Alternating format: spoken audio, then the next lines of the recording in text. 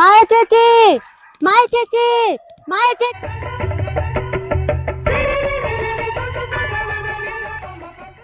എന്താ ചിന്നുമോളെ നീ എന്നെ വിളിച്ചത്? ചേച്ചിന് ഇന്റർവ്യൂ ചെയ്യാൻ ഒരാള് വരുന്നുണ്ട് ചേച്ചി. എന്നെ ഇന്റർവ്യൂ ചെയ്യാൻ ആള് വരുന്നു? തങ്കമ്മേരെ വീട്ടിൽ പോയതായിരുന്നു. അങ്ങേരെ ഞാനാണ് ഇങ്ങോട്ട് വിളിച്ചോണ്ട് വന്നത്. പൂച്ച തങ്കമ്മേരെ വീട്ടിലാ? അതിന് മാത്രം എന്തേലും ഇരിക്കണടി അവളെ ഇന്റർവ്യൂ ചെയ്യാനായിട്ട്. നീ അയാളെ ഇങ്ങോട്ട് വിളിച്ചോണ്ട് വന്നത് കൊണ്ട് ഒരു റബ്ബർ ഷീറ്റ് നിനക്ക് ഞാൻ തരും. ഈ റബ്ബർ ഷീറ്റ് കൊണ്ടുവന്ന് നീ വലിച്ചോണ്ട് ഇങ്ങനെ ഇരിക്കരുത്. ചുറ്റും നോക്കിക്കൊള്ളണം. എന്റെ അസൂയക്കാരാണ് ഇവിടെ ഉള്ളത്. പറഞ്ഞ കേട്ടാ ചിന്നുമോളെ? ശരി ചേച്ചി, ചായ ബൂസ്റ്റ് ചേച്ചി. ചിന്നുമോളെ, വരണ പയ്യൻ എങ്ങനെയുണ്ട്? സൂപ്പർ. നമസ്കാരം സുഹൃത്തുക്കളെ, ഞാൻ ഇന്ന് നിൽക്കുന്ന ഒരു മായ എന്ന് പറഞ്ഞ ഒരു ചെറിയ മന്ത്രവാദം കൊണ്ടെന്നാണ് അറിവ്. അപ്പൊ ചേച്ചി, മായ ചേച്ചി, നമ്മളെ പ്രേക്ഷകർക്ക് ഒരു ഹായ് പറയൂ, അല്ലെങ്കിൽ നമസ്കാരം പറയൂ. നമസ്കാരം. നമസ്കാരം നമസ്കാരം ചേച്ചി. നമുക്ക് ഈ ഇവിടെ ആണെങ്കിൽ ശാലം വെയിലാണ്, നമുക്ക് അങ്ങോട്ട് പോയി ഇന്ന് ഇന്റർവ്യൂ ചെയ്താലോ? ചേച്ചിയുടെ വീട്ടിലാണെങ്കിൽ വീട്ടിൽ പോവാം, അല്ലെങ്കിൽ നമുക്ക് ഇവിടെ ആണെങ്കിൽ ഈ പരിസരങ്ങൾ കൊള്ളാം, നല്ല പ്രകൃതി രമണീയമായ സ്ഥലം കേട്ടോ. നമുക്ക് അങ്ങോട്ട് പോവാം. അല്ല ചേച്ചി, ഞാൻ ഒരു കാര്യം ചോദിച്ചു. മായ ചേച്ചി, എത്ര വർഷമായി ചേച്ചി വേഷമൊക്കെ ഇട്ട് ഇറങ്ങി തുടങ്ങിയിട്ട്? കുറെ ചൊറിയന്മാരുണ്ട്. ഇവന്മാരെ പേടിച്ചാണ് ഞാൻ ഈ വേഷം അടിഞ്ഞ് നടക്കണത്. ഓഹോ. അപ്പൊ ഇങ്ങനെ ഇവരെ പേടിക്കാനുള്ള ചേതോ വികാരം എന്തോന്നാണ്? ചേതോ വികാരം എന്ന് പറഞ്ഞ എന്റെ ബിസിനസ് ഒക്കെ അവന്മാര് തകർത്ത് കഴിഞ്ഞു. ഓഹോ. എല്ലാം എന്നെ തന്നെ തകർത്തോണ്ടിരിക്കും. എന്താണാവോ ചേച്ചിയുടെ ബിസിനസ് ഒന്ന് പറഞ്ഞാൽ നമ്മളെ പ്രേക്ഷകർക്ക് അതൊന്ന് മനസ്സിലാക്കാമല്ലോ. എന്റെ ബിസിനസ് ചക്കക്കുരുവാണ്.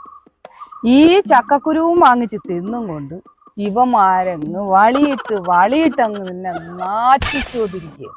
സംഭവം അത് ശരിയാണ്. ചക്കക്കുരു തന്നാ ഇങ്ങനെ കൊണ്ട് ചക്കക്കുരു നല്ല ഉരുളക്കിഴങ്ങായാലും മരിച്ചിരിക്കുന്നാലും ഇത് സംഭവിക്കും.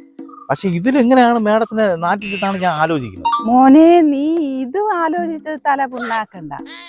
യൂട്യൂബിൽ കയറി ഇവന്മാരെന്നെ അങ്ങ് നാറ്റിക്കും. ചേച്ചിര അവിടെ തള്ളിയിരിക്കുന്നു, ചേച്ചിര ഇവിടെ തള്ളിയിരിക്കുന്നു. എന്തോ എനിക്കൊന്നും പറയണ്ടേ. എന്നെ പറയാൻ അനുവദിക്കണില്ല അവര്. അതിനെല്ലാം എന്നെ നാറ്റിച്ചോണ്ടിരിക്കും. ഈ നാറ്റമാണ് ഞാൻ പറഞ്ഞത്. അവന്മാര് ഇങ്ങനെയൊക്കെ പറയാനായിട്ട് അവന്മാരെ വീടുകളിൽ അമ്മയും പെങ്ങന്മാരും ഒന്നുമില്ല.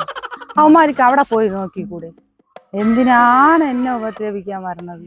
വീണ്ടും ഒരു സംശയമാണ്, നിങ്ങൾ ചിലവിന് വേണ്ടി എന്ത് ചെയ്യും? എന്റെ ജീവിത മാർഗം എന്ന് പറഞ്ഞാൽ റബ്ബറിന്റെ പാലെടുക്കും, കാട്ടിൽ പോയി ചുള്ളി ഒടിച്ചോണ്ട് വരും, പിന്നെ ഞാൻ യൂട്യൂബിൽ കയറും. ഇതെല്ലാം കഴിഞ്ഞിട്ട് മഹാധ്യാനം. വളരെ കഷ്ടപ്പാടാണ് അല്ലേ ചേച്ചി? ചേച്ചി രാവിലെ ഒഴിച്ച് ഇതെല്ലാം വെട്ടി വെക്കൂല്ലേ? സമ്മതിക്കണം. ആര് വെട്ടണ്? ആരോ വെട്ടണ്. ഞാൻ പോയി പാലെടുക്കണം. ചേച്ചി, ഇതൊക്കെ തെറ്റല്ലേ? നിങ്ങൾ നാടിന് മാതൃക കാണിച്ചു കൊടുക്കുന്നത് സ്ത്രീ അല്ലേ? അത് ശരി തന്നെയാണ് പറഞ്ഞത്. ഇന്ത്യ എന്റെ രാജ്യവും നല്ലേ പറയണത്. അപ്പൊ എല്ലാരും എന്റെ സഹോദരിയും സഹോദരന്മാരാണ്. അപ്പൊ ഏതോ ഒരു സഹോദരന്റെ റബ്ബറിന്റെ പാല് ഞാൻ എടുക്കണം, അത്രേ ഉള്ളൂ. എനിക്ക് ചേച്ചി കാണുമ്പോൾ ചോദിക്കണം വിചാരിച്ച ഒരു ചോദ്യമാണ്. ചേച്ചി ഒന്നും വിചാരിച്ചു. ചേച്ചിയുടെ മറ്റേ ഡാൻസ് ഇല്ലേ? എന്റെ പേര് ബൈജു ആണ്. ചേച്ചി ബൈജു എന്നുള്ള ഒരു ഇത് വെച്ചിട്ട് ഒരു പാട്ട് പാടി ഒരു ഡാൻസ് കളിച്ചു, ഞാനും കൂടെ കളിക്കാം ചേച്ചി. ഇത്രേ ഉള്ള മോനെ? മോന്റെ പേര് ബൈജു എന്നാണ്. മോന്റെ ആഗ്രഹം ഇപ്പൊ നടത്തിത്തരാം. ബൈജു കളിക്ക് മോനെ. 10 വരെ അറിയട്ടെ, ലോകം അറിയട്ടെ. വേറെ ഒന്നും വിചാരിക്കില്ല ചേച്ചി. എനിക്ക് പിത്തസഞ്ചിക്ക് എന്തോ ഒരു കുഴപ്പമുണ്ട്. പിത്തസഞ്ചിയൊക്കെ ഇപ്പൊ അനങ്ങും. കളിച്ചോ? ബൈജു സ്വാമി, ബൈജു സ്വാമി,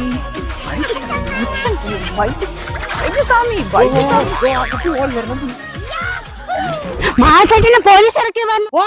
പോലീസ് പറഞ്ഞു ചേച്ചി ഓടിക്കോളാം. എന്ത് കാര്യം? ഒന്നും ഇല്ലടേ, എനിക്ക് ഇത്തിരി ചാരവാറ്റൊക്കെ ഉണ്ട്. എസ് സാറ് വന്നതാണ്. ആ കൊച്ചിന് തെറ്റിപ്പോയി പോലീസ് എന്ന്. അപ്പൊ ഞാൻ ഓടി രക്ഷപ്പെടാൻ പോവേണ്. നിനക്ക് ജീവൻ വേണമെങ്കിൽ നീ ഓടിക്കോ.